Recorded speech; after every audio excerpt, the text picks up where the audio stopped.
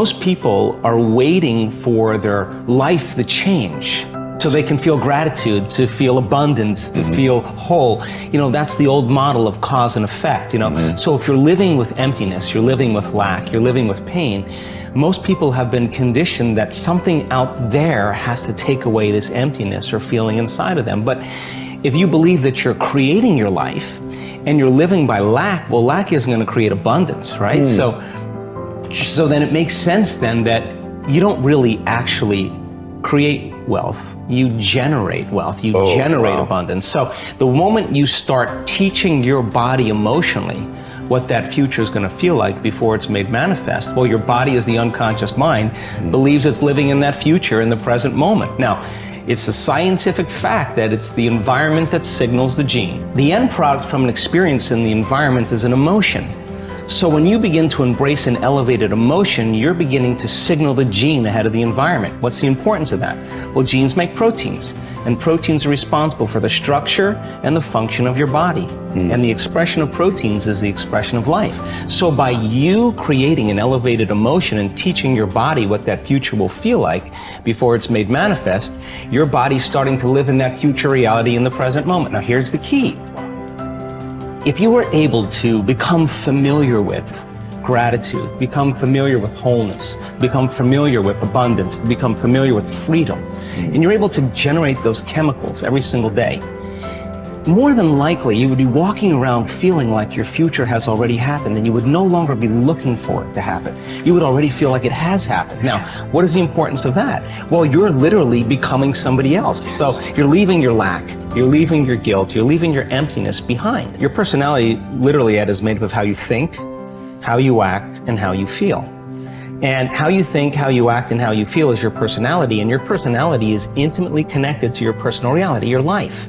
So then if you want to change your life, your personal reality, you got to change your personality. And here we go again. You got to start becoming conscious of your unconscious thoughts. You got to start noticing how you act, how you speak. You got to pay attention to how you're feeling. Some people would live in guilt their whole entire life and don't even know it's guilt because at least it feels like them.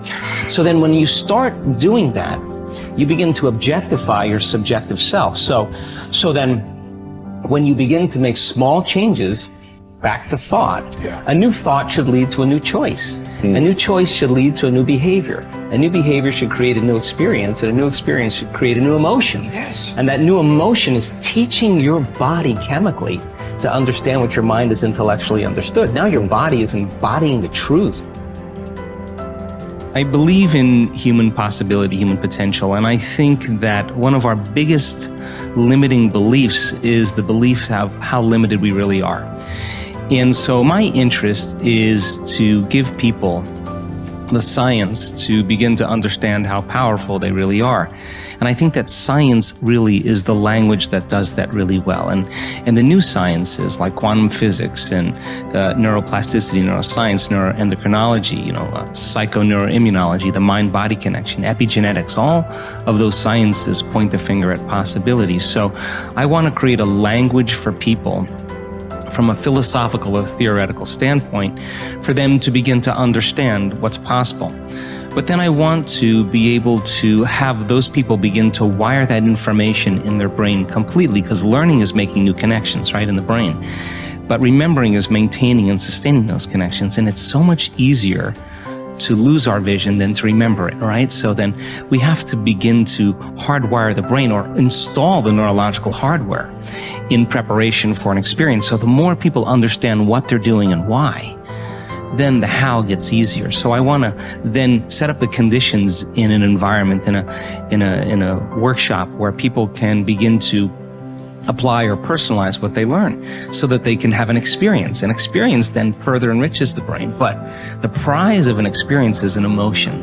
And once you start feeling unlimited, once you start feeling abundant, once you start feeling worthy, now you're teaching your body chemically to understand what your mind has intellectually understood. So knowledge is for the mind and experiences for the body, and people begin to embody the truth of that philosophy. Now, if they can repeat it over and over again, it'll become innate in them. It'll become natural. Second nature will become easy. They'll begin to master that philosophy. So I want people to begin to understand that thoughts are very powerful. Feelings drive our thoughts, and that they can begin to create a better life for themselves once they understand some of these principles. Your capability is constant, but how much of it you use depends upon the identity you have for yourself. For example, if you feel certain that you are an outgoing, outrageous person, you'll tap the resources of behavior that match your identity. Whether you see yourself as a wimp or a wild man, a winner or a wallflower, will instantly shape which capabilities you access. You may have read the book Pygmalion in the classroom, which details the dramatic change in students' performance when they become convinced that they are gifted.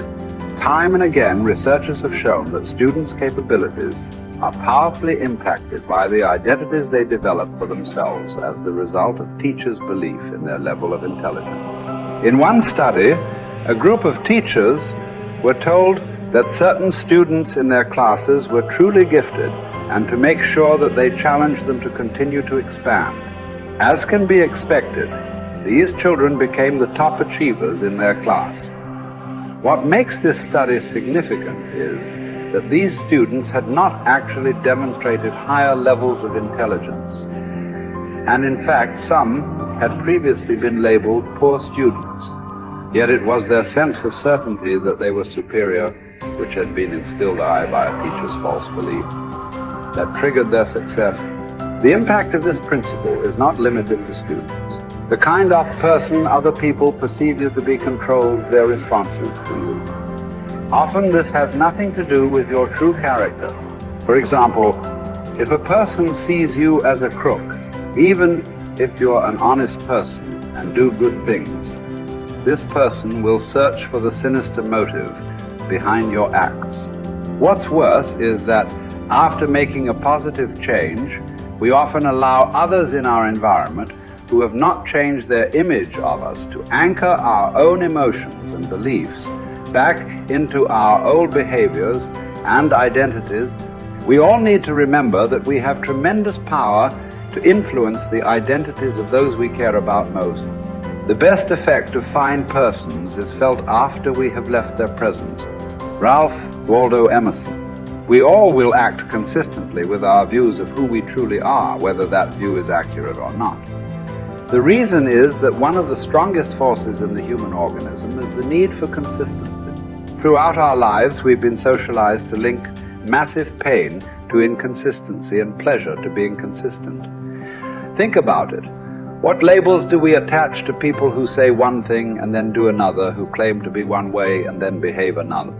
We call them hypocritical, fickle, unstable, unreliable, wishy-washy, scatterbrained, flaky, untrustworthy.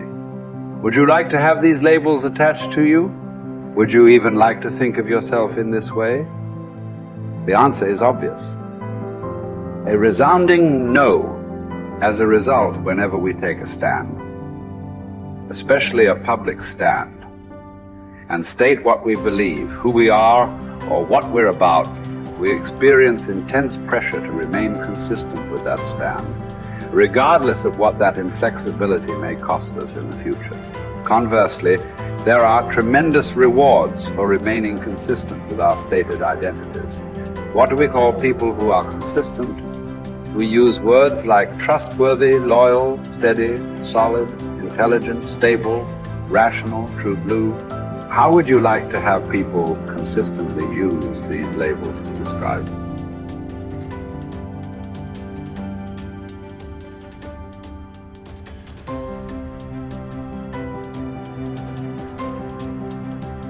Becomes irrevocably tied to your ability to avoid pain and gain pleasure. Life is a game we are all bound to lose. The man who looks for the morrow without worrying over it knows a peaceful independence and a happiness beyond all others. Whoever has said, "I have lived," receives a windfall every day he gets up in the morning. Confronting the worst-case scenario saps it of much of its anxiety, inducing power. Happiness reached via positive thinking can be fleeting and brittle. Negative visualization generates a vastly more dependable calm. It is a ridiculous thing for a man not to fly from his own badness, which is indeed possible, but to fly from other men's badness, which is impossible. Hour by hour resolve firmly to do what comes to hand with dignity and with humanity, independence, and justice.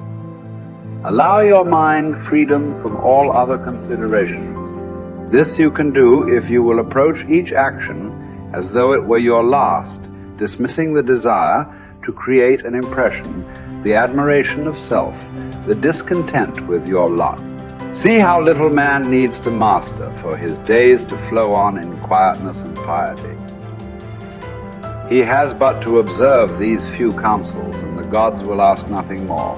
When force of circumstance upsets your equanimity, lose no time in recovering your self-control, and do not remain out of tune longer than you can help.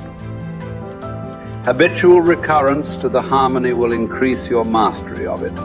If you apply yourself to study, you will avoid all boredom with life. You will not long for night because you are sick of daylight. You will be neither a burden to yourself nor useless to others. You will attract many to become your friends, and the finest people will flock about you. Life is neither a glorious highlight reel nor a monstrous tragedy. Every day is a good day to live and a good day to die. Every day is also an apt time to learn and express joy and love for the entire natural world. Each day is an apt time to make contact with other people and express empathy for the entire world. Each day is perfect to accept with indifference all aspects of being. Perhaps struggle is all we have because the God of history is an atheist and nothing about his world is meant to be. So you must wake up every morning knowing that no promise is unbreakable, least of all the promises of waking up at all. This is not despair. These are the preferences of universe itself. Verbs over nouns, actions over states, struggle over hope. And here are two of the most immediately useful thoughts you will dip into. First, that things cannot touch the mind. They are external and inert. Anxieties can only come from your internal judgment. Second, that all these things you see will change almost as you look at them, and then will be no more. Constantly bring to mind all that you yourself have already seen change. The universe is change. Life is judgment. Each of us is impermanent wave of energy folded into the infinite cosmic order. Acknowledgement of the fundamental impermanence of ourselves unchains us from the strictures of living a terrestrial life stuck like a needle, vacillating between the magnetic pull of endless desire and the terror of death. Once we achieve freedom from any craving and all desires, and we are relieved of all titanic fears, we release ourselves from living in perpetual distress. Once we rid ourselves from any impulse to exist, we discover our true place in the universal order. The composition of our life filament is exactly right when we accept the notion of living and dying with equal stoicism. You have the power to strip away many superfluous troubles located wholly in your judgment, and to possess a large room for yourself, embracing in thought the whole cosmos, to consider everlasting time, to think of the rapid change in the parts of each thing, of how short it is from birth until dissolution, and how the void before birth and that after dissolution are equally